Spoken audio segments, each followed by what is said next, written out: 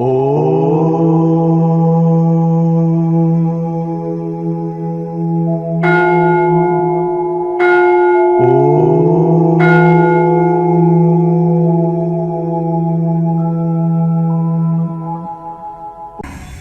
Activate కావాలంటే మహాముద్ర బాగా వేయాలి. చాలా మంది అనుకుంటారు కుండల్ని యాక్టివేట్ కావాలంటే ఏంటిదండి, రకరకాల యోగాలు, కుండలిని యోగాని చాలా వస్తున్నాయి యూట్యూబ్లో.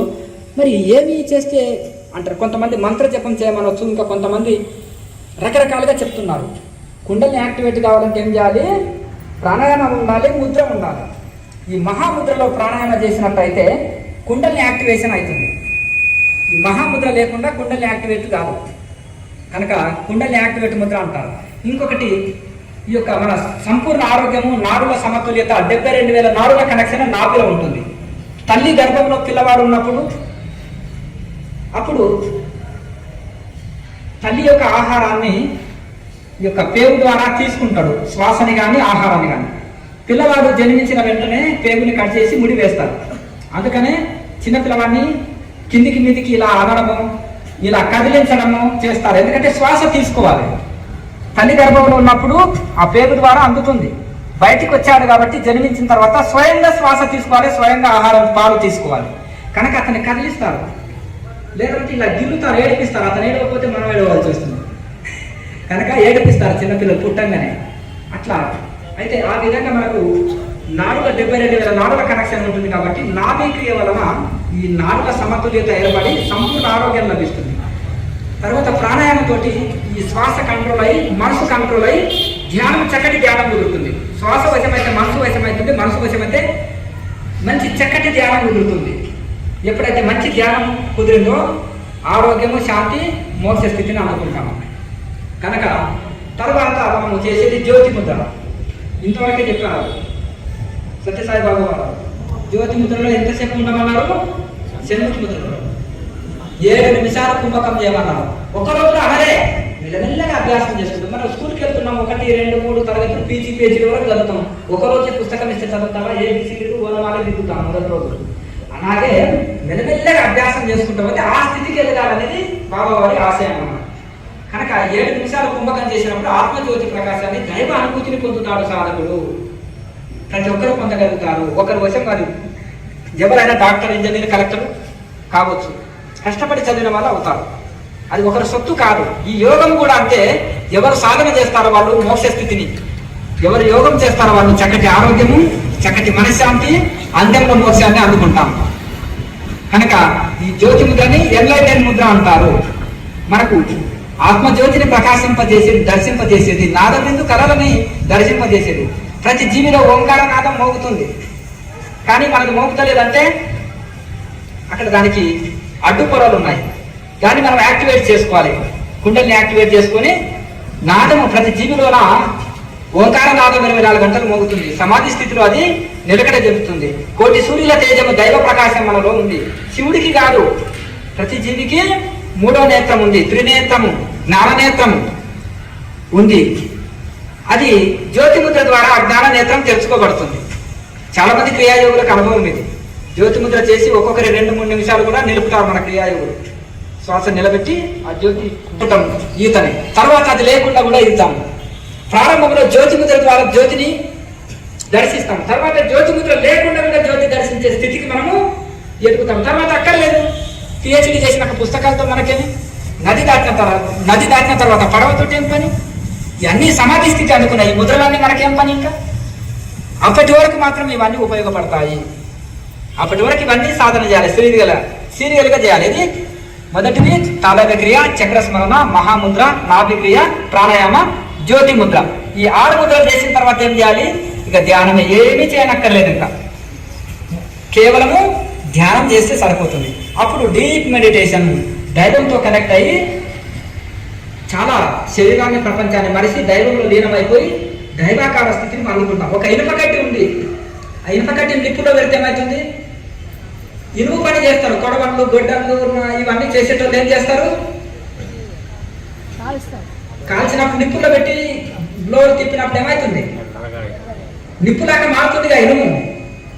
అలాగే మన చిత్తం కూడా దైవంలో లీనం చేసి ధ్యానం చేసినప్పుడు దైవాకారంగా మారుతుంది. అప్పుడు నిప్పు కాలుస్తుంది, ఇనుప కడ్డి కాలుస్తుంది.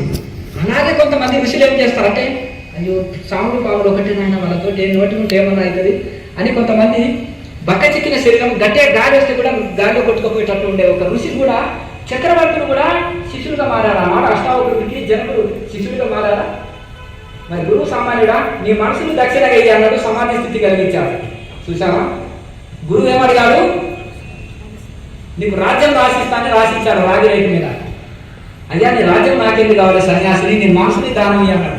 అబ్బా ఇటువంటి ఎవరైనా గురువులందరూ దక్షిణ దిగాలి గారు, కానీ ఈయన నాకు చిత్తాన్ని అడుగుతున్నాడని విత్తాపహారులే అందరు, కానీ చిత్తాపహారులు ఎవరు లేరే.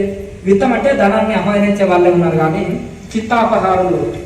అందుకని హిమాలయ గురువులు చిత్తాపహారులు, విత్తాపహారులు కాదు. కనుక ఆ విధంగా శిష్యుడికి ఆ శరణాగతితోటి వెంటనే ఆ ధ్యాన స్థితి అందుకున్నాడు. ఎన్నో సంవత్సరాలు ధ్యానం చేస్తే కలగని స్థితి ఆ గురువు గారి మార్గంలో అందుకున్నారు. కనుక ఈ విధంగా మనం ఆ సాధన చేసినప్పుడైతే మనకు ఆ యొక్క చిత్తము దైవంలో లీనం చేసి ధ్యానం చేస్తే దైవాకార స్థితి అందుకొని మనం అనుకున్న పనులు నెరవేర్చుకోగలుగుతాము. ఆరోగ్యం చక్కలేదా కాపాడుకుంటాం, మనశ్శాంతి వస్తుంది అనుకున్న. కానీ భౌతికమైన సంకల్పాల కోసం డైమండ్స్ని రేగి పళ్ళకి ఇవ్వకండి. రేగి పళ్ళకు డైమండ్స్ ఇవ్వద్దు, విలువైంది. చిన్నపిల్లవాడికి వాడికి ఇచ్చింది అనుకోండి డైమండ్స్, ఎవరైనా రేగి పళ్ళు తట్ట పెట్టుకొని అమ్మారనుకోండి, ఆ రేగి పళ్ళకు డైమండ్స్ ఇస్తారు, వాడికి విలువ తెలియదు కదా దానికి. అలాగే మనం కూడా ఈ చిన్న చిన్న కోరికల కోసము మన సంకల్పాన్ని వృధా చేసుకోకూడదు. కాకపోతే ఉండడానికి, తినడానికి, కట్టడానికి ఏ లోటు ఉండదు. ఆధ్యాత్మిక మార్గంలో ఉన్న వాళ్ళకి, దైవానికి శరణాగతి అయి సాధన చేసే వాళ్ళకి కనీస వసతులు ఏర్పాటు చేస్తూ, భగవంతుడా నా దుఃఖాలు తొలగించు, నాకు దైవానుగ్రహం కలిగించు. ఈశ్వరానుగ్రహం ఉంటే అన్నీ ఉన్నట్టే, ఈశ్వరానుగ్రహం లేకపోతే ఏది లేదంటే. ఒకసారి భూమి కంపిస్తే మన ఆస్తులన్నీ నేలమట్టం అయిపోతాయి. అలాగే ఈశ్వరానుగ్రహం ఉంటే సర్వం ఉన్నట్టే, ఈశ్వరానుగ్రహం లేకపోతే దుఃఖమే. కనుక మనం కావాల్సింది జీవితంలో కోరుకునేది ఈశ్వరానుగ్రహం. అది ఉంటే సర్వం ఉన్నట్టే, మనకి దేనికి లోటు లేదు. కనుక దానికోసమే మనం సాధన చేయాలి. మనకు కావాలి ఈ 6 ముద్రలు చేసి ధ్యానం చేయటం. చక్కగా అందరూ కూడా స్థిరమైన ఆసనంలో కూర్చోండి, మేలుదండం నింటారు కూర్చోండి. ఒకవేళ కింద కూర్చోలే వాళ్ళు, పెద్ద వయసు వాళ్ళు ఎవరైనా ఉంటారు అనుకోండి, కాళ్ళ నొప్పులు నడుము నొప్పి ఉన్న వాళ్ళు కుర్చీలో కూర్చున్నా పర్వాలేదు, కానీ మేలుదండం ఉంది కదా, మనం మేలుదండాన్ని వెన్నెముకని నిటారుగా పెట్టి కూర్చోండి. బిగపెట్టదు, సహజ స్థితిలో కూర్చోండి. సహజ స్థితిలో కూర్చున్న మేలుదండాన్ని మాత్రము నిటారుగా పెట్టి కూర్చొని చేయండి. ఇప్పుడు అందరూ కూడా సుదీర్ఘమైన శ్వాస తీసుకొచ్చి ఆజ్ఞ చక్రంలో నిలుపుకొని సుదీర్ఘంగా ఓంకారాన్ని ఉచ్చరించండి.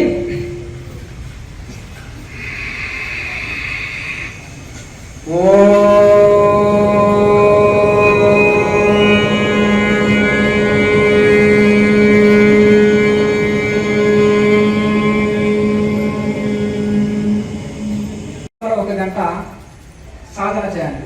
అవకాశం ఉన్నప్పుడు ఇంటి దగ్గర అమ్మగారు ఏం చేస్తారు, మధ్యాహ్న భోజనానికి ముందు 1 గంట సేపు సాధన అవకాశం ఉంటుంది, వాళ్ళకి చేసుకోవచ్చు. 3 times కూడా చేయొచ్చు.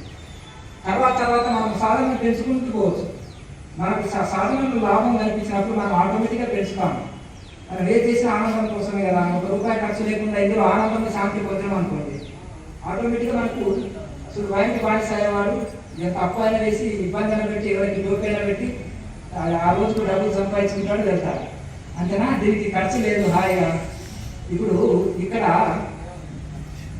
ఈ భక్తి నిశాని అనుభవిస్తే ఋషులు ఉన్నారు అడవిలో, వాళ్ళు చిన్నప్పుడు వెళ్ళిపోయి కుటుంబాన్ని మర్చిపోతున్నారు, శరీరాన్ని ప్రపంచాన్ని మరిచి ఒక ఆనంద స్థితిని వాళ్ళు అందుకుంటున్నారు. ఎందుకు?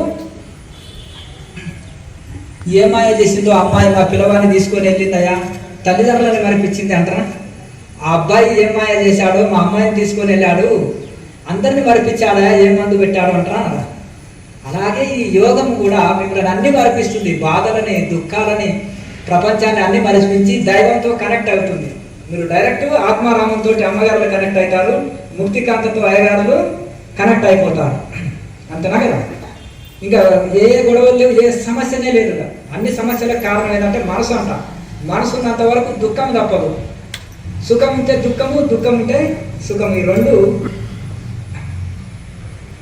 ఎప్పుడు రాత్రి పగలలాగా ఉంటాయి, వెంటనే ఉంటాయి, నీడలాగా వెన్నంటే ఉంటాయి.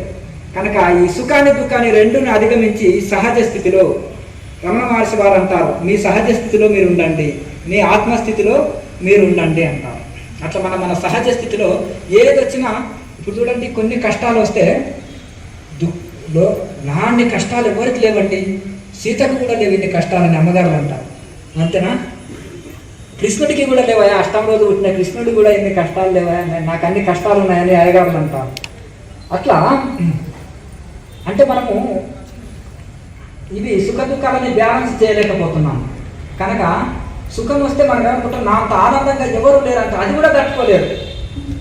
సుఖం వచ్చినా తట్టుకోలేరు, దుఃఖం వచ్చినా తట్టుకోలేరు, చాలా కష్టం. కనుక అవన్నీ బ్యాలెన్స్ చేస్తూ ఉండాలంటే మనం సమస్థితిలో ఉండాలనుకుంటే సమత్వం యోగ ఉచ్యతే, అన్నిటినీ సమంగా తీసుకోవడమే యోగము, బ్యాలెన్స్ లేకపోవడమే రోగము.